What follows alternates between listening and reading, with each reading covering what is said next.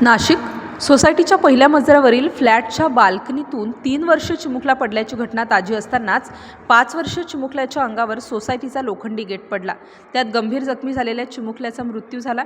ही घटना शुक्रवारी दिनांक 28 रोजी दुपारी 1 वाजेदरम्यान कृष्णा रेसिडेन्सी गायकवाड नगर जैन कॉलनी मुंबई नाका येथे घडली। ऐनिश सचिन गवई वय 5 वर्ष राहणार कृष्णा रेसिडेन्सी गायकवाड नगर जैन कॉलनी मुंबई नाका नाशिक असे मृत्यू झालेल्या चिमुकल्याचे नाव आहे।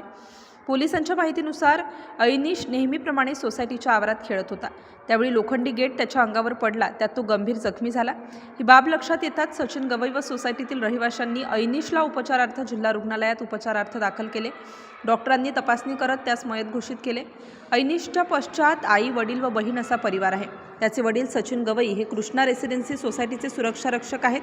काही महिन्यांपासून गेटची दुरुस्ती करण्यात आलेली नाहीये। या प्रकरणी सचिन गवई यांनी सोसायटीतील रहिवाशांना सांगितले होते, मात्र रहिवाशांनी गेटच्या देखभाल व दुरुस्तीकडे दुर्लक्ष केले। त्यात ऐनिशचा मृत्यू झाला असे सचिन गवई यांचे म्हणणे आहे। या प्रकरणी मुंबई नाका पोलीस ठाण्यात नोंद करण्यात आली आहे। पुढील तपास पोलीस हवालदार विजय म्हैसधुणे करीत आहेत। स्टार न्यूजसाठी मोहसिन पठाण, नाशिक।